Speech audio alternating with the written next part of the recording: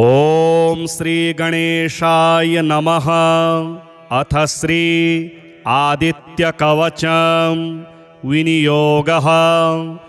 ओम अस्य श्रीमदादित्य कवच स्तोत्र महामन्त्रस्य याज्ञवल्क्यो महर्षिः अनुष्टुप् जगदिच्छन्दसि घृणिरीति बीजं सूर्य इति शक्तिः आदित्य इति कीलकं श्री सूर्यनारायण प्रीत्यर्थे जपे विनियोगः। उदयाचलमागत्य वेदरूपमनामयं तुष्टावपरया भक्त्या वालखिल्यादिभिर्व्रतं देवासुरैः सदा वन्द्यं ग्रहेश्च परिवेष्टितं ध्यायन् स्तुवन् पठन्नाम यः सूर्यकवचं सदा कृणिः पातु शिरोदेशं सूर्यः फालं च पातु मे आदित्यो लोचने पातु श्रुति पातु प्रभाकरः घ्राणं पातु सदा भानुः अर्कः पातु मुखं तथा जिह्वां पातु जगन्नाथः कंठं पातु विभावसुः स्कन्धौ ग्रहपतिः पातु भुजौ पातु प्रभाकरः अहस्करः पातु हस्तौ हृदयं पातु भानुमान् मध्यं च पातु सप्ताश्वो नाभिं पातु नभोमणिः द्वादशात्मा कटिं पातु सविता पातु सृक्किणी ऊरो पातु सुरश्रेष्ठो जानुनी पातु भास्करः जंघे पातु च मार्ताण्डो गलं पातु त्विषाम्पतिः पादौ ब्रधनः सदा पातु मित्रोऽपि सकलं वपुः वेदत्रयात्मक स्वामिन् नारायण जगतपते अयातयामं तं कंचिद् वेदरूपः प्रभाकरः स्तोत्रेणानेन सन्तुष्टो वालखिल्यादिभिर्व्रतः साक्षाद् वेदमयो देवो रथारूढः समागतः तं दृष्ट्वा सहसोत्थाय दण्डवत् प्रणमन् भुवि कृताञ्जलिपुटो भूत्वा सूर्यस्याग्रे स्थितस्तदा वेदमूर्तिर्महाभागो ज्ञानदृष्टिर्विचार्य च ब्रह्मणा स्थापितं पूर्वं यातयाम विवर्जितं सत्त्वप्रधान शुक्लाख्यं वेदरूपमनामयं शब्दब्रह्ममयं वेदं सत्कर्म ब्रह्मवाचकं मुनिमध्यापयामास प्रथमं सविता स्वयं तेन प्रथमदत्तेन वेदेन परमेश्वरः याज्ञवल्क्यो मुनिश्रेष्ठः कृतिकृत्यो भवत्तदा ऋगादि सकलान् वेदान् ज्ञातवान् सूर्यसन्निधौ इदं प्रोक्तं महापुण्यं पवित्रं पापनाशनं यः पठे शृणुयाद्वापि सर्वपापैः प्रमुच्यते वेदार्थज्ञानसम्पन्नः सूर्यलोकमवाप्नुयात् उदयाचलमागत्य वेदरूपमनामयं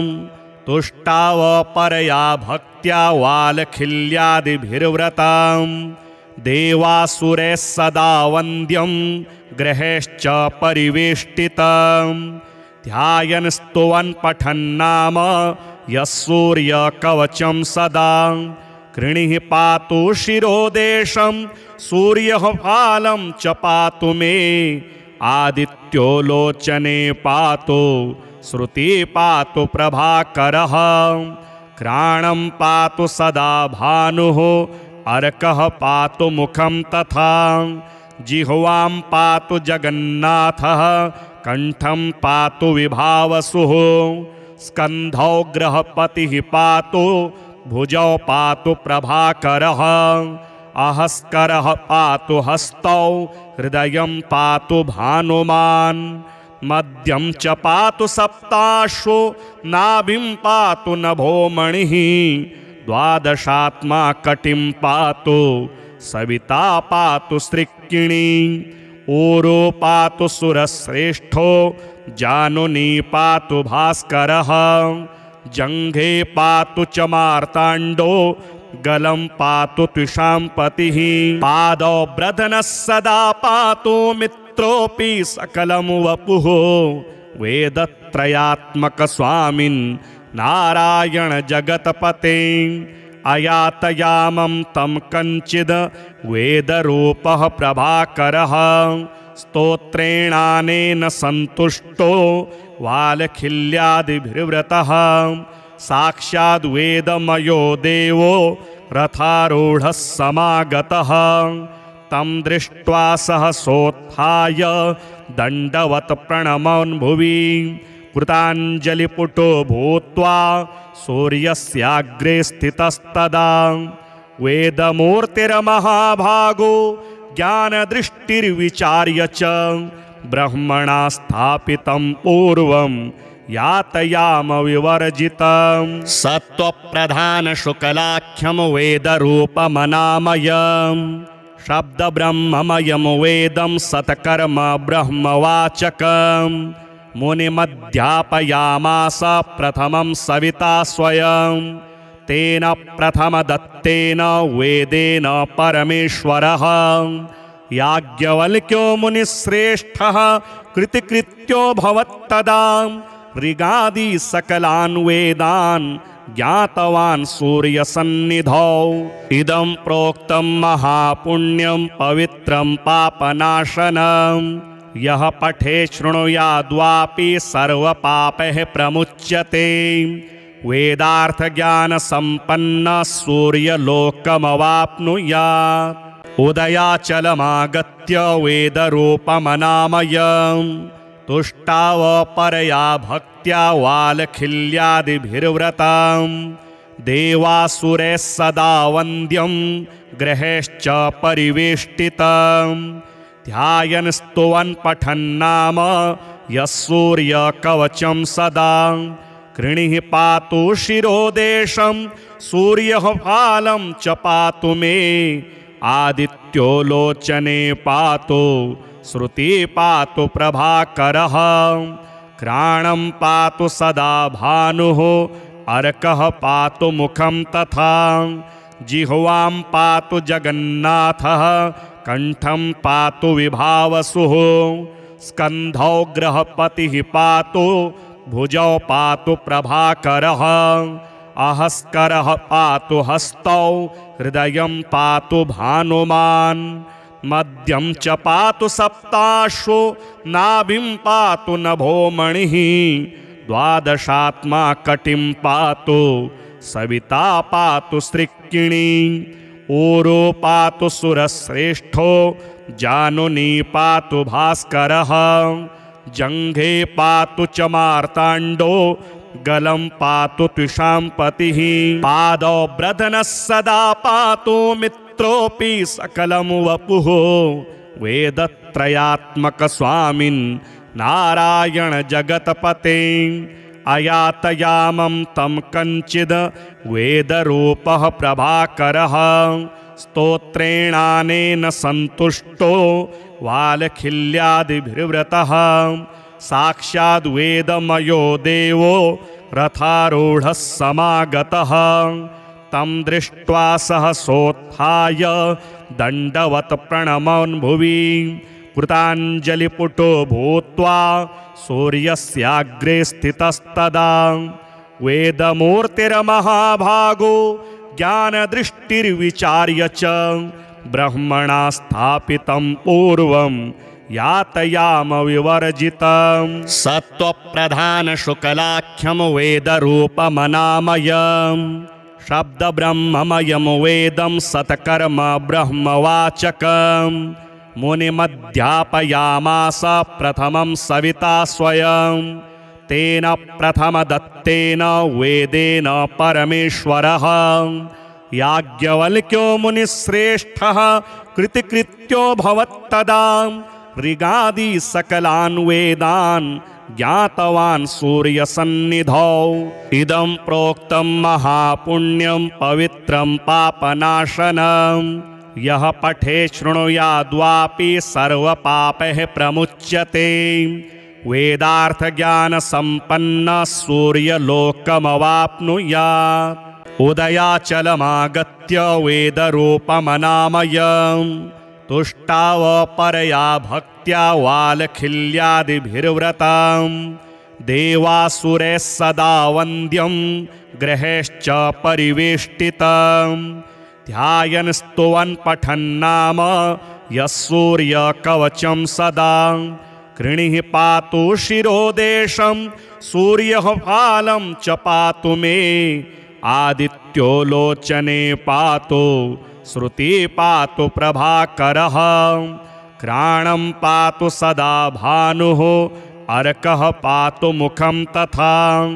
जिह्वां पातु जगन्नाथः कंठं पातु विभावसुः स्कन्धौ गृहपतिः पातु भुजौ पातु प्रभाकरः अहस्करः पातु हस्तौ हृदयं पातु भानुमान् मध्यं च पातु सप्ताश्वो नाभिं पातु नभोमणिः द्वादशात्मा कटिं पातु सविता पातु सृक्किणी ऊरो पातु सुरश्रेष्ठो जानुनी पातु भास्करः जङ्घे पातु च मार्ताण्डो गलं पातु त्विषाम्पतिः पादौ ब्रधनः सदा पातु मित्रोऽपि सकलं वपुः वेदत्रयात्मकस्वामिन् नारायण जगतपते अयातयामं तं कञ्चिद् वेदरूपः प्रभाकरः स्तोत्रेणानेन सन्तुष्टो वालखिल्यादिभिर्व्रतः साक्षाद् वेदमयो देवो रथारूढः समागतः तं दृष्ट्वा सहसोत्थाय दण्डवत् प्रणमन् भुवि कृताञ्जलिपुटो भूत्वा सूर्यस्याग्रे स्थितस्तदा वेदमूर्तिर्महाभागो ज्ञानदृष्टिर्विचार्य च ब्रह्मणा स्थापितं पूर्वं यातयाम विवर्जितं सत्त्वप्रधानशुक्लाख्यं वेदरूपमनामयम् शब्दब्रह्ममयं वेदं सत्कर्म ब्रह्मवाचकम् मुनिमध्यापयामास प्रथमं सविता स्वयं तेन प्रथमदत्तेन वेदेन परमेश्वरः याज्ञवल्क्यो मुनिश्रेष्ठः कृतिकृत्यो भवत्तदा ऋगादि सकलान् वेदान् ज्ञातवान् सूर्यसन्निधौ इदं प्रोक्तं महापुण्यं पवित्रं पापनाशनम् यः पठे शृणुयाद्वापि सर्वपापैः प्रमुच्यते वेदार्थज्ञानसम्पन्नः सूर्यलोकमवाप्नुयात् उदयाचलमागत्य वेदरूपमनामयम् तुष्टावपरया भक्त्या वालखिल्यादिभिर्व्रतम् देवासुरैः सदा वन्द्यं गृहैश्च परिवेष्टितम् ध्यायन् स्तुवन् पठन्नाम यः सूर्यकवचं सदा कृणिः पातु शिरोदेशं सूर्यः फालं च पातु मे आदित्यो लोचने पातु श्रुति पातु प्रभाकरः घ्राणं पातु सदा भानुः अर्कः पातु मुखं तथा जिह्वां पातु जगन्नाथः कंठं पातु विभावसुः स्कन्धौ गृहपतिः पातु भुजौ पातु प्रभाकरः अहस्करः पातु हस्तौ हृदयं पातु भानुमान् मध्यं च पातु सप्ताश्वो नाभिं पातु नभोमणिः द्वादशात्मा कटिं पातु सविता पातु सृक्किणी ऊरो पातु सुरश्रेष्ठो जानुनी पातु भास्करः जङ्घे पातु च मार्ताण्डो गलं पातु त्विषाम्पतिः पादौ ब्रधनः सदा पातु मित्रोऽपि सकलं वपुः वेदत्रयात्मकस्वामिन् नारायण जगतपते अयातयामं तं कञ्चिद् वेदरूपः प्रभाकरः स्तोत्रेणानेन सन्तुष्टो वालखिल्यादिभिर्व्रतः साक्षाद् वेदमयो देवो रथारूढः समागतः तं दृष्ट्वा सहसोत्थाय दण्डवत् प्रणमन् भुवि कृताञ्जलिपुटो भूत्वा सूर्यस्याग्रे स्थितस्तदा वेदमूर्तिर्महाभागो ज्ञानदृष्टिर्विचार्य च ब्रह्मणा स्थापितं पूर्वं यातयाम विवर्जितं सत्त्वप्रधानशुक्लाख्यं वेदरूपमनामयम् शब्दब्रह्ममयं वेदं सत्कर्म ब्रह्मवाचकम् मुनिमध्यापयामास प्रथमं सविता स्वयं तेन प्रथमदत्तेन वेदेन परमेश्वरः याज्ञवल्क्यो मुनिश्रेष्ठः कृतिकृत्यो भवत्तदा ऋगादि सकलान् वेदान् ज्ञातवान् सूर्यसन्निधौ इदं प्रोक्तं महापुण्यं पवित्रं पापनाशनं यः पठे शृणुयाद्वापि सर्वपापैः प्रमुच्यते वेदार्थज्ञानसम्पन्नः सूर्यलोकमवाप्नुयात् उदयाचलमागत्य वेदरूपमनामयम् तुष्टावपरया भक्त्या वालखिल्यादिभिर्व्रतं देवासुरैः सदा वन्द्यं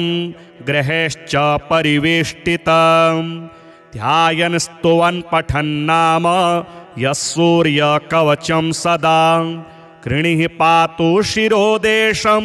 सूर्यः फालं च पातु मे आदित्यो लोचने पातु श्रुति पातु प्रभाकरः घ्राणं पातु सदा भानुः अर्कः पातु मुखं तथा जिह्वां पातु जगन्नाथः कंठं पातु विभावसुः स्कन्धौ ग्रहपतिः पातु भुजौ पातु प्रभाकरः अहस्करः पातु हस्तौ हृदयं पातु भानुमान् मध्यं च पातु सप्ताश्वो नाभिं पातु नभोमणिः द्वादशात्मा कटिं पातु सविता पातु सृक्किणी ऊरो पातु सुरश्रेष्ठो जानुनी पातु भास्करः जङ्घे पातु च मार्ताण्डो गलं पातु त्विषाम्पतिः पादौ ब्रधनः सदा पातु मित्रोऽपि सकलं वपुः वेदत्रयात्मकस्वामिन् नारायण जगत्पते अयातयामं तं कञ्चिद् वेदरूपः प्रभाकरः स्तोत्रेणानेन सन्तुष्टो वालखिल्यादिभिर्व्रतः साक्षाद् वेदमयो देवो रथारूढः समागतः तं दृष्ट्वा सहसोत्थाय दण्डवत् प्रणमन् भुवि कृताञ्जलिपुटो भूत्वा सूर्यस्याग्रे स्थितस्तदा वेदमूर्तिर्महाभागो ज्ञानदृष्टिर्विचार्य च ब्रह्मणा स्थापितं पूर्वं यातयाम विवर्जितं सत्त्वप्रधानशुक्लाख्यं वेदरूपमनामयम् शब्दब्रह्ममयं वेदं सत्कर्म ब्रह्मवाचकम् मुनिमध्यापयामास प्रथमं सविता स्वयं तेन प्रथमदत्तेन वेदेन परमेश्वरः याज्ञवल्क्यो मुनिश्रेष्ठः कृतिकृत्यो भवत्तदा ऋगादि सकलान् वेदान् ज्ञातवान् सूर्यसन्निधौ इदं प्रोक्तं महापुण्यं पवित्रं पापनाशनं यः पठे शृणुयाद्वापि सर्वपापैः प्रमुच्यते वेदार्थज्ञानसम्पन्नः सूर्यलोकमवाप्नुयात् उदयाचलमागत्य वेदरूपमनामयम् तुष्टावपरया भक्त्या वालखिल्यादिभिर्व्रतं देवासुरैः सदा वन्द्यं ग्रहेश्च परिवेष्टितम् ध्यायन् स्तुवन् पठन्नाम यः सूर्यकवचं सदा कृणिः पातु शिरोदेशं सूर्यः फालं च पातु मे आदित्यो लोचने पातु श्रुति पातु प्रभाकरः घ्राणं पातु सदा भानुः अर्कः पातु मुखं तथा जिह्वां पातु जगन्नाथः कंठं पातु विभावसुः स्कन्धौ ग्रहपतिः पातु भुजौ पातु प्रभाकरः अहस्करः पातु हस्तौ हृदयं पातु भानुमान् मध्यं च पातु सप्ताश्वो नाभिं पातु नभो मणिः द्वादशात्मा कटिं पातु सविता पातु सृक्किणी ऊरो पातु सुरश्रेष्ठो जानुनी पातु भास्करः जङ्घे पातु च मार्ताण्डो गलं पातु त्विषाम्पतिः पादौ ब्रधनः सदा पातु मित्रोऽपि सकलं वपुः वेदत्रयात्मकस्वामिन् नारायण जगतपते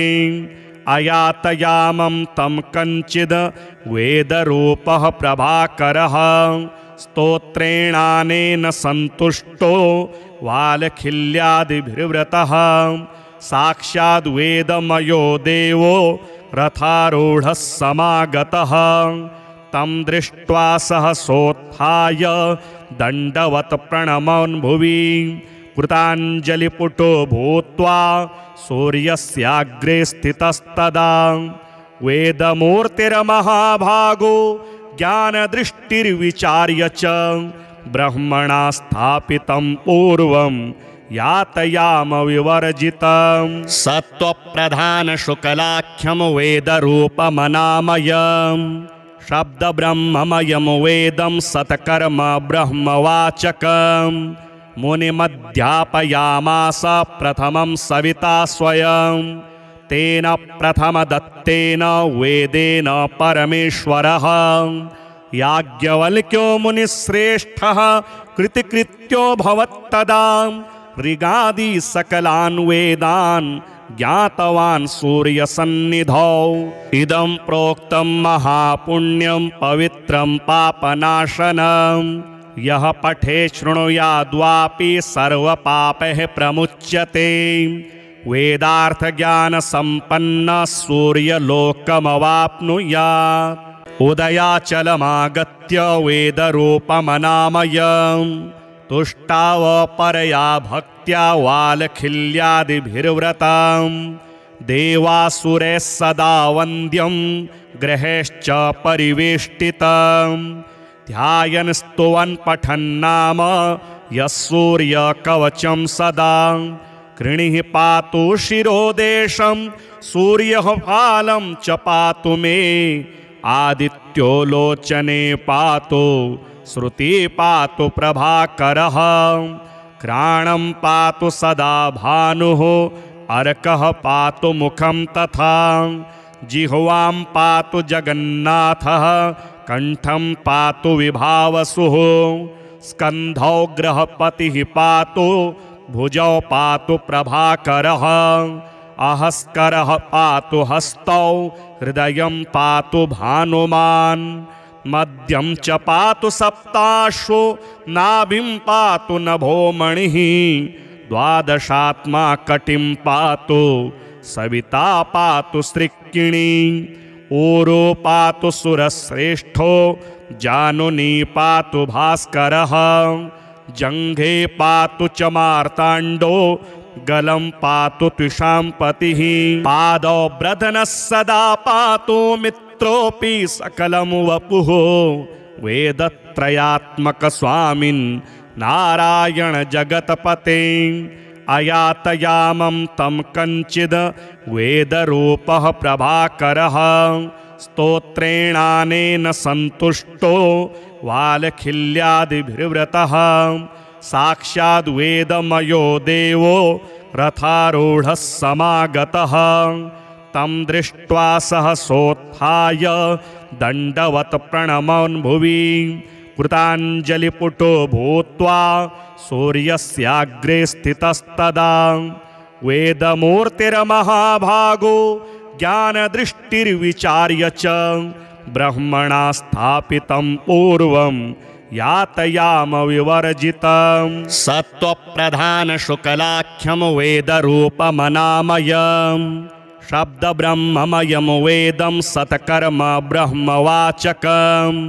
मुनिमध्यापयामास प्रथमं सविता स्वयं तेन प्रथमदत्तेन वेदेन परमेश्वरः याज्ञवल्क्यो मुनिश्रेष्ठः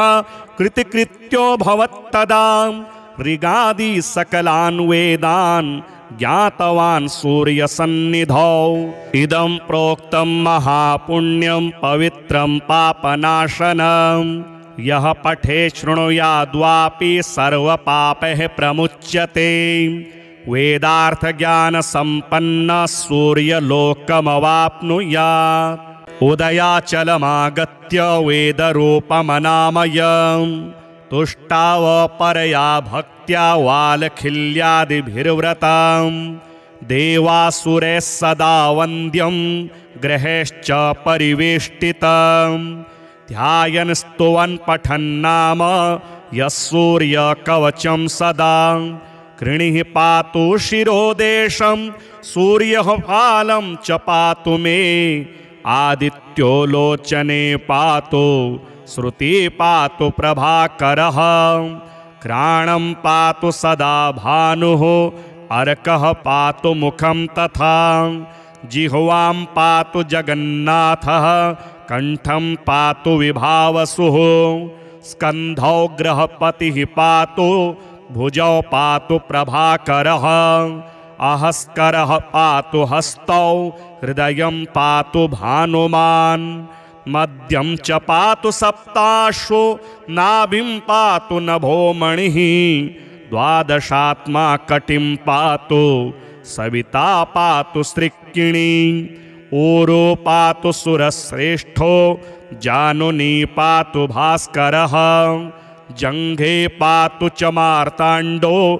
गलं पातु त्विषाम्पतिः पादौ ब्रधनः सदा पातु मित्रोऽपि सकलं वपुः वेदत्रयात्मकस्वामिन् नारायण जगत्पते अयातयामं तं कञ्चिद् वेदरूपः प्रभाकरः स्तोत्रेणानेन सन्तुष्टो वालखिल्यादिभिर्व्रतः साक्षाद् वेदमयो देवो रथारूढः समागतः तं दृष्ट्वा सहसोत्थाय दण्डवत् प्रणमन् भुवि कृताञ्जलिपुटो भूत्वा सूर्यस्याग्रे स्थितस्तदा वेदमूर्तिर्महाभागो ज्ञानदृष्टिर्विचार्य च ब्रह्मणा स्थापितं पूर्वं यातयाम विवर्जितं सत्त्वप्रधानशुक्लाख्यं वेदरूपमनामयम् शब्दब्रह्ममयं वेदं सत्कर्म ब्रह्मवाचकम् मुनिमध्यापयामास प्रथमं सविता स्वयं तेन प्रथमदत्तेन वेदेन परमेश्वरः याज्ञवल्क्यो मुनिश्रेष्ठः कृतिकृत्यो भवत्तदा ऋगादि सकलान् वेदान् ज्ञातवान् सूर्यसन्निधौ इदं प्रोक्तं महापुण्यं पवित्रं पापनाशनम् यः पठे शृणुयाद्वापि सर्वपापैः प्रमुच्यते वेदार्थज्ञानसम्पन्नः सूर्यलोकमवाप्नुयात् उदयाचलमागत्य वेदरूपमनामयम् तुष्टावपरया भक्त्या वालखिल्यादिभिर्व्रतं देवासुरैः सदा वन्द्यं ग्रहैश्च परिवेष्टितम् ध्यायन् स्तुवन् पठन्नाम यः सूर्यकवचं सदा कृणिः पातु शिरोदेशं सूर्यः फालं च पातु मे आदित्यो लोचने पातु श्रुति पातु प्रभाकरः घ्राणं पातु सदा भानुः अर्कः पातु मुखं तथा जिह्वां पातु जगन्नाथः कंठं पातु विभावसुः स्कन्धौ गृहपतिः पातु भुजौ पातु प्रभाकरः अहस्करः पातु हस्तौ हृदयं पातु भानुमान् मध्यं च पातु सप्ताश्वो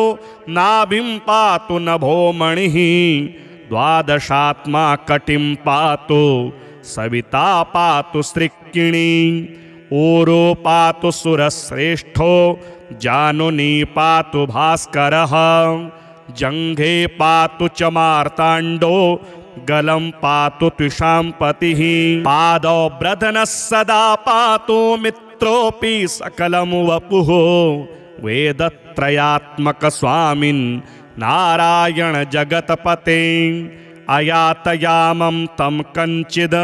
वेदरूपः प्रभाकरः स्तोत्रेणानेन सन्तुष्टो वालखिल्यादिभिर्व्रतः साक्षाद् वेदमयो देवो रथारूढः समागतः तं दृष्ट्वा सहसोत्थाय दण्डवत् प्रणमन् भुवि कृताञ्जलिपुटो भूत्वा सूर्यस्याग्रे स्थितस्तदा वेदमूर्तिर्महाभागो ज्ञानदृष्टिर्विचार्य च ब्रह्मणा स्थापितं पूर्वं यातयाम विवर्जितं सत्त्वप्रधानशुक्लाख्यं वेदरूपमनामयं शब्दब्रह्ममयं वेदं सत्कर्म ब्रह्मवाचकं मुनिमध्यापयामास प्रथमं सविता स्वयं तेन प्रथमदत्तेन वेदेन परमेश्वरः याज्ञवल्क्यो मुनिश्रेष्ठः कृतिकृत्यो भवत्तदा ऋगादि सकलान् वेदान् ज्ञातवान् सूर्यसन्निधौ इदं प्रोक्तं महापुण्यं पवित्रं पापनाशनं यः पठे शृणुयाद्वापि सर्वपापैः प्रमुच्यते वेदार्थज्ञानसम्पन्न सूर्यलोकमवाप्नुयात् उदयाचलमागत्य वेदरूपमनामयम् तुष्टावपरया भक्त्या वालखिल्यादिभिर्व्रतं देवासुरैः सदा वन्द्यं ग्रहेश्च परिवेष्टितं ध्यायन् स्तुवन् पठन्नाम यः सूर्यकवचं सदा कृणिः पातु शिरोदेशं सूर्यः फालं च पातु मे आदित्यो लोचने पातु श्रुति पातु प्रभाकरः घ्राणं पातु सदा भानुः अर्कः पातु मुखं तथा जिह्वां पातु जगन्नाथः कंठं पातु विभावसुः स्कन्धौ गृहपतिः पातु भुजौ पातु प्रभाकरः अहस्करः पातु हस्तौ हृदयं पातु भानुमान् मध्यं च पातु सप्ताश्वो नाभिं पातु नभोमणिः द्वादशात्मा कटिं पातु सविता पातु सृक्किणी ऊरो पातु सुरश्रेष्ठो जानुनी पातु भास्करः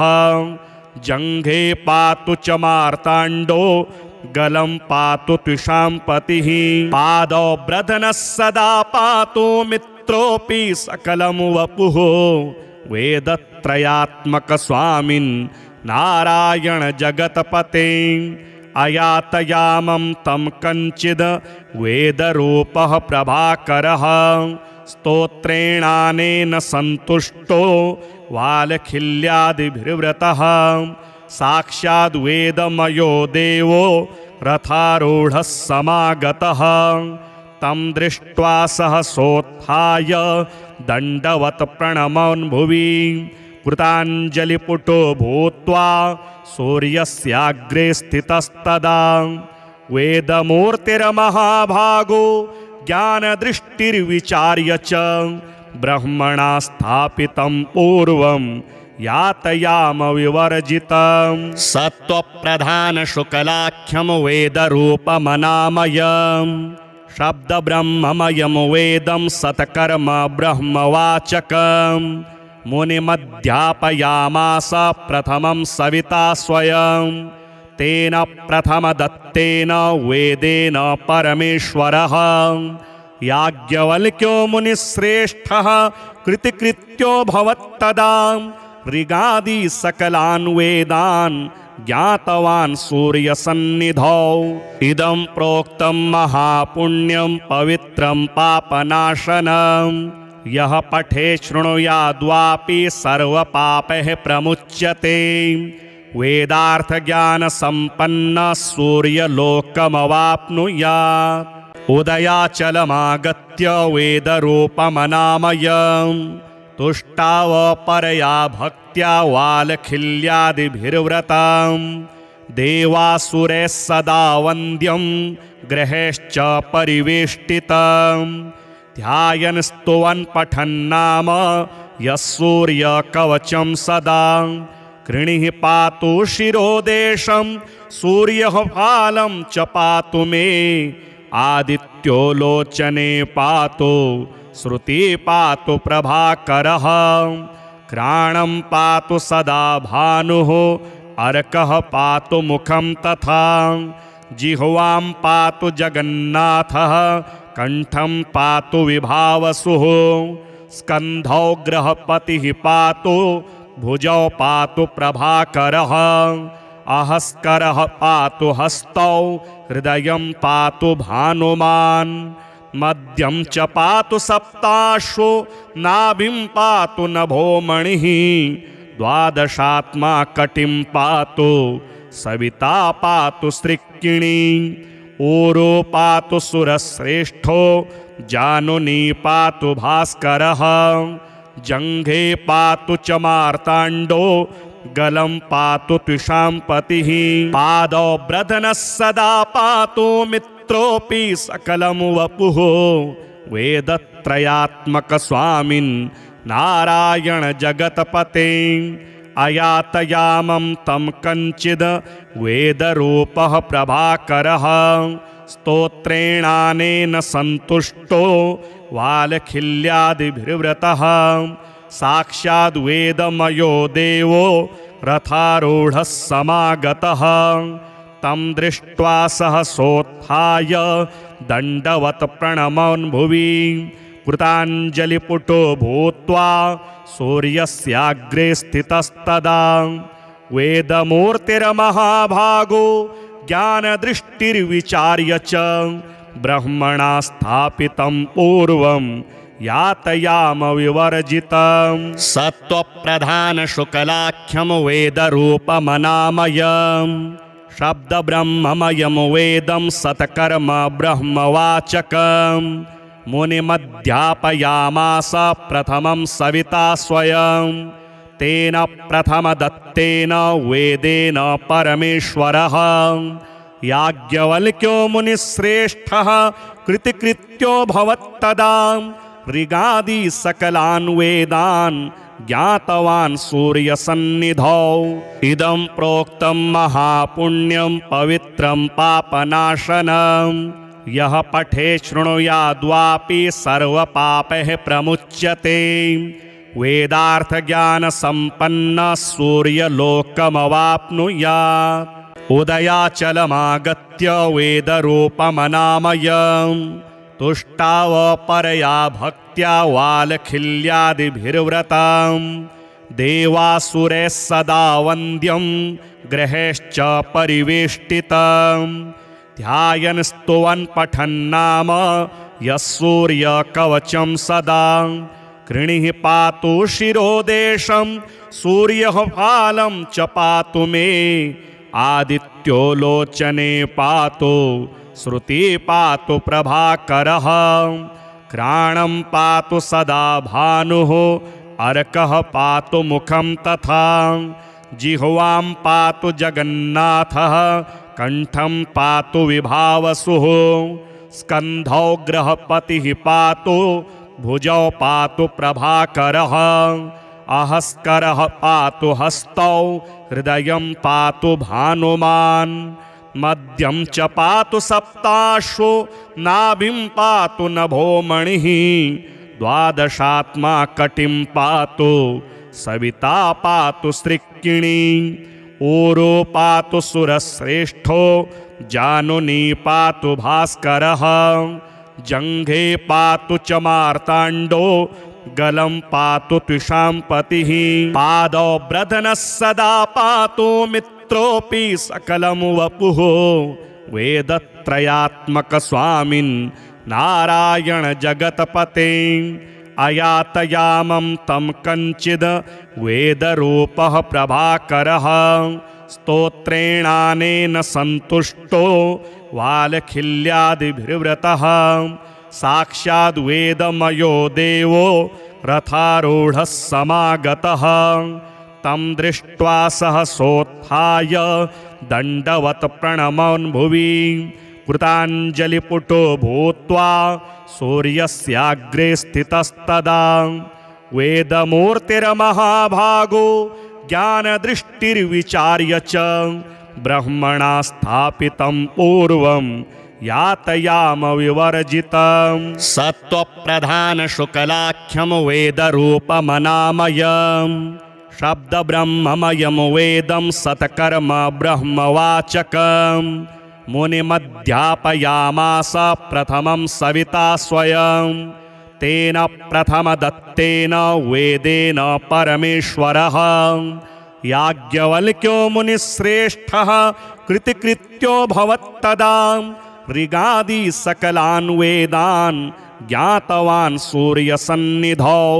इदं प्रोक्तं महापुण्यं पवित्रं पापनाशनं यः पठे शृणुयाद्वापि सर्वपापैः प्रमुच्यते वेदार्थज्ञानसम्पन्नः सूर्यलोकमवाप्नुयात् उदयाचलमागत्य वेदरूपमनामयम् तुष्टावपरया भक्त्या वालखिल्यादिभिर्व्रतम् देवासुरैः सदा वन्द्यं ग्रहैश्च परिवेष्टितम् ध्यायन् स्तुवन् पठन्नाम यः सूर्यकवचं सदा कृणिः पातु शिरोदेशं सूर्यः फालं च पातु मे आदित्यो लोचने पातु श्रुति पातु प्रभाकरः घ्राणं पातु सदा भानुः अर्कः पातु मुखं तथा जिह्वां पातु जगन्नाथः कंठं पातु विभावसुः स्कन्धौ ग्रहपतिः पातु भुजौ पातु प्रभाकरः अहस्करः पातु हस्तौ हृदयं पातु भानुमान् मध्यं च पातु सप्ताश्वो नाभिं पातु नभोमणिः द्वादशात्मा कटिं पातु सविता पातु सृक्किणी ऊरो पातु सुरश्रेष्ठो जानुनी पातु भास्करः जङ्घे पातु च मार्ताण्डो गलं पातु त्विषाम्पतिः पादौ ब्रधनः सदा पातु मित्रोऽपि सकलं वपुः वेदत्रयात्मक स्वामिन् नारायण जगतपते अयातयामं तं कञ्चिद् वेदरूपः प्रभाकरः स्तोत्रेणानेन सन्तुष्टो वालखिल्यादिभिर्व्रतः साक्षाद् वेदमयो देवो रथारूढः समागतः तं दृष्ट्वा सहसोत्थाय दण्डवत् प्रणमन् भुवि कृताञ्जलिपुटो भूत्वा सूर्यस्याग्रे स्थितस्तदा वेदमूर्तिर्महाभागो ज्ञानदृष्टिर्विचार्य च ब्रह्मणा स्थापितं पूर्वं यातयाम विवर्जितं सत्त्वप्रधानशुक्लाख्यं वेदरूपमनामयम् शब्दब्रह्ममयं वेदं सत्कर्म ब्रह्मवाचकम् मुनिमध्यापयामास प्रथमं सविता स्वयं तेन प्रथमदत्तेन वेदेन परमेश्वरः याज्ञवल्क्यो मुनिश्रेष्ठः कृतिकृत्यो भवत्तदा ऋगादि सकलान् वेदान् ज्ञातवान् सूर्यसन्निधौ इदं प्रोक्तं महापुण्यं पवित्रं पापनाशनं यः पठे शृणुयाद्वापि सर्वपापैः प्रमुच्यते वेदार्थज्ञानसम्पन्नः सूर्यलोकमवाप्नुयात् उदयाचलमागत्य वेदरूपमनामयम् तुष्टावपरया भक्त्या वालखिल्यादिभिर्व्रतम् देवासुरैः सदा वन्द्यं ग्रहैश्च परिवेष्टितम् ध्यायन् स्तुवन् पठन्नाम यः सूर्यकवचं सदा कृणिः पातु शिरोदेशं सूर्यः फालं च पातु मे आदित्यो लोचने पातु श्रुति पातु प्रभाकरः घ्राणं पातु सदा भानुः अर्कः पातु मुखं तथा जिह्वां पातु जगन्नाथः कंठं पातु विभावसुः स्कन्धौ ग्रहपतिः पातु भुजौ पातु प्रभाकरः अहस्करः पातु हस्तौ हृदयं पातु भानुमान् मध्यं च पातु सप्ताश्वो नाभिं पातु नभोमणिः द्वादशात्मा कटिं पातु सविता पातु सृक्किणी ऊरो पातु सुरश्रेष्ठो जानुनी पातु भास्करः जङ्घे पातु च मार्ताण्डो गलं पातु त्विषाम्पतिः पादौ ब्रधनः सदा पातु मित्रोऽपि सकलं वपुः वेदत्रयात्मकस्वामिन् नारायण जगत्पते अयातयामं तं कञ्चिद् वेदरूपः प्रभाकरः स्तोत्रेणानेन सन्तुष्टो वालखिल्यादिभिर्व्रतः साक्षाद् वेदमयो देवो रथारूढः समागतः तं दृष्ट्वा सहसोत्थाय दण्डवत् प्रणमन् भुवि कृताञ्जलिपुटो भूत्वा सूर्यस्याग्रे स्थितस्तदा वेदमूर्तिर्महाभागो ज्ञानदृष्टिर्विचार्य च ब्रह्मणा स्थापितं पूर्वं यातयाम विवर्जितं सत्त्वप्रधानशुक्लाख्यं वेदरूपमनामयम् शब्दब्रह्ममयं वेदं सत्कर्म ब्रह्मवाचकम् मुनिमध्यापयामास प्रथमं सविता स्वयं तेन प्रथमदत्तेन वेदेन परमेश्वरः याज्ञवल्क्यो मुनिश्रेष्ठः कृतिकृत्यो भवत्तदा ऋगादि सकलान् वेदान् ज्ञातवान् सूर्यसन्निधौ इदं प्रोक्तं महापुण्यं पवित्रं पापनाशनं यः पठे शृणुयाद्वापि सर्वपापैः प्रमुच्यते वेदार्थज्ञानसम्पन्नः सूर्यलोकमवाप्नुयात् उदयाचलमागत्य वेदरूपमनामयम् तुष्टावपरया भक्त्या वालखिल्यादिभिर्व्रतम् देवासुरैः सदा वन्द्यं ग्रहैश्च परिवेष्टितम् ध्यायन् स्तुवन् पठन्नाम यः सूर्यकवचं सदा कृणिः पातु शिरोदेशं सूर्यः फालं च पातु मे आदित्यो लोचने पातु श्रुति पातु प्रभाकरः घ्राणं पातु सदा भानुः अर्कः पातु मुखं तथा जिह्वां पातु जगन्नाथः कंठं पातु विभावसुः स्कन्धौ ग्रहपतिः पातु भुजौ पातु प्रभाकरः अहस्करः पातु हस्तौ हृदयं पातु भानुमान् मध्यं च पातु सप्ताश्वो नाभिं पातु नभोमणिः द्वादशात्मा कटिं पातु सविता पातु सृक्किणी ऊरो पातु सुरश्रेष्ठो जानुनी पातु भास्करः जङ्घे पातु च मार्ताण्डो गलं पातु त्विषां पतिः पादौ ब्रधनः सदा पातु मित्रोऽपि सकलं वपुः वेदत्रयात्मकस्वामिन् नारायण जगत्पते अयातयामं तं कञ्चिद्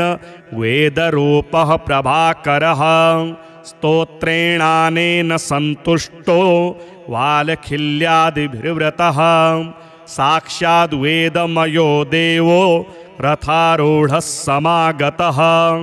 तं दृष्ट्वा सहसोत्थाय दण्डवत् प्रणमन् भुवि कृताञ्जलिपुटो भूत्वा सूर्यस्याग्रे स्थितस्तदा वेदमूर्तिर्महाभागो ज्ञानदृष्टिर्विचार्य च ब्रह्मणा स्थापितं पूर्वं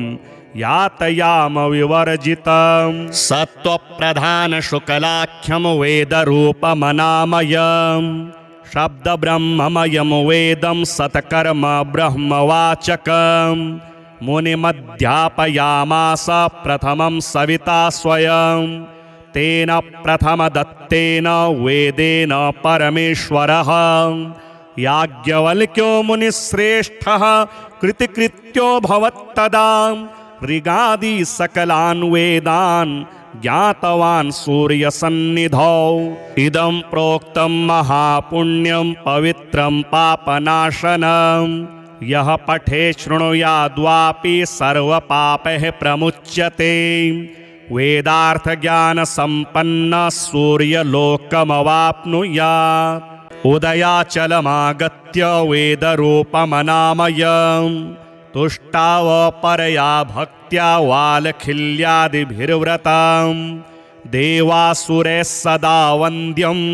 ग्रहैश्च परिवेष्टितम् ध्यायन् स्तुवन् पठन्नाम यः सूर्यकवचं सदा कृणिः पातु शिरोदेशं सूर्यः फालं च पातु मे आदित्यो लोचने पातु श्रुति पातु प्रभाकरः घ्राणं पातु सदा भानुः अर्कः पातु मुखं तथा जिह्वां पातु जगन्नाथः कंठं पातु विभावसुः स्कन्धौ ग्रहपतिः पातु भुजौ पातु प्रभाकरः अहस्करः पातु हस्तौ हृदयं पातु भानुमान् मध्यं च पातु सप्ताश्वो नाभिं पातु नभोमणिः द्वादशात्मा कटिं पातु सविता पातु सृक्किणी ऊरो पातु सुरश्रेष्ठो जानुनी पातु भास्करः जङ्घे पातु च मार्ताण्डो गलं पातु त्विषां पतिः पादौ ब्रधनः सदा पातु मित्रोऽपि सकलं वपुः वेदत्रयात्मकस्वामिन् नारायण जगत्पते अयातयामं तं कञ्चिद् वेदरूपः प्रभाकरः स्तोत्रेणानेन सन्तुष्टो वालखिल्यादिभिर्व्रतः साक्षाद् वेदमयो देवो रथारूढः समागतः तं दृष्ट्वा सहसोत्थाय दण्डवत् प्रणमन् भुवि कृताञ्जलिपुटो भूत्वा सूर्यस्याग्रे स्थितस्तदा वेदमूर्तिर्महाभागो ज्ञानदृष्टिर्विचार्य च ब्रह्मणा स्थापितं पूर्वं यातयाम विवर्जितं सत्त्वप्रधानशुक्लाख्यं वेदरूपमनामयम् शब्दब्रह्ममयं वेदं सत्कर्म ब्रह्मवाचकम् मुनिमध्यापयामास प्रथमं सविता स्वयं तेन प्रथमदत्तेन वेदेन परमेश्वरः याज्ञवल्क्यो मुनिश्रेष्ठः कृतिकृत्यो भवत्तदा ऋगादि सकलान् वेदान् ज्ञातवान् सूर्यसन्निधौ इदं प्रोक्तं महापुण्यं पवित्रं पापनाशनम्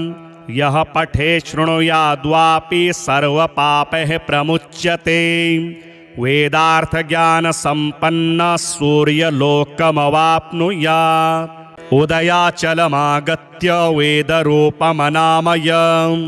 तुष्टावपरया भक्त्या वालखिल्यादिभिर्व्रतं देवासुरैः सदा वन्द्यं ग्रहेश्च परिवेष्टितं ध्यायन् स्तुवन् पठन्नाम यः सूर्यकवचं सदा कृणिः पातु शिरोदेशं सूर्यः फालं च पातु मे आदित्यो लोचने पातु श्रुति पातु प्रभाकरः घ्राणं पातु सदा भानुः अर्कः पातु मुखं तथा जिह्वां पातु जगन्नाथः कंठं पातु विभावसुः स्कन्धौ गृहपतिः पातु भुजौ पातु प्रभाकरः अहस्करः पातु हस्तौ हृदयं पातु भानुमान् मध्यं च पातु सप्ताश्वो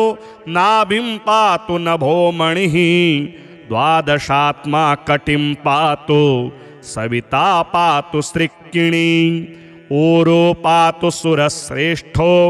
जानुनी पातु भास्करः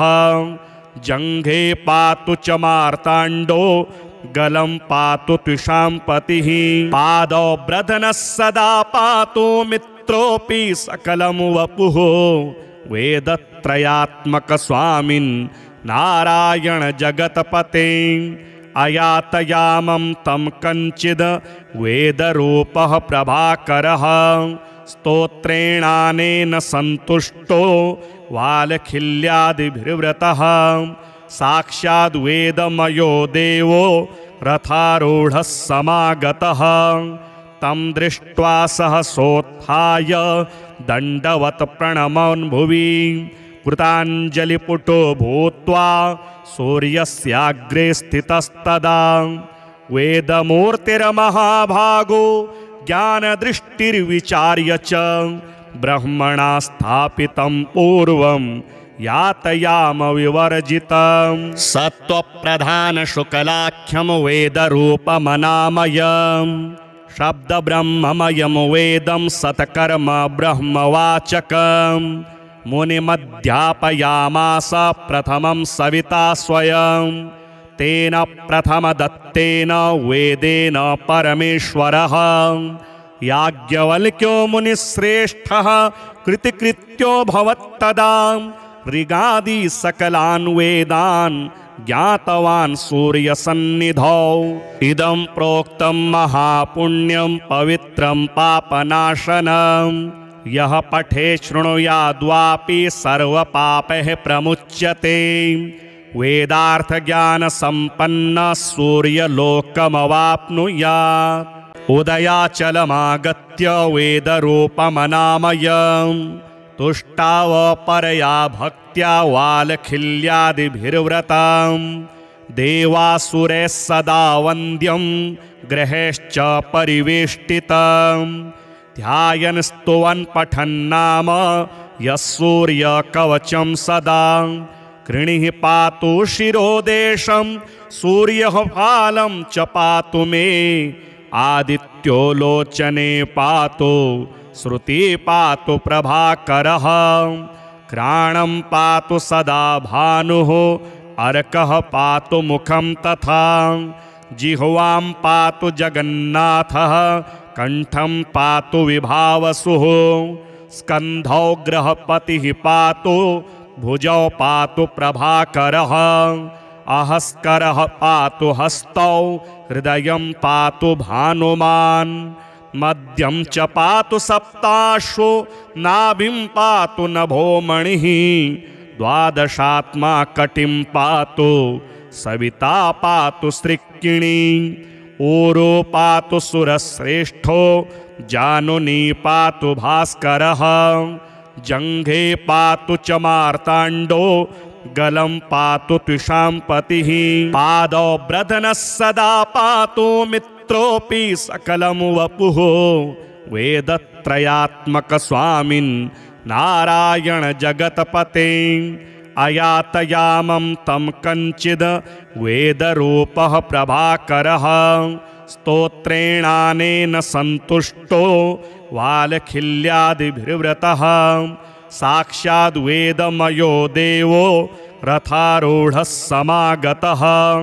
तं दृष्ट्वा सहसोत्थाय दण्डवत् प्रणमन् भुवि कृताञ्जलिपुटो भूत्वा सूर्यस्याग्रे स्थितस्तदा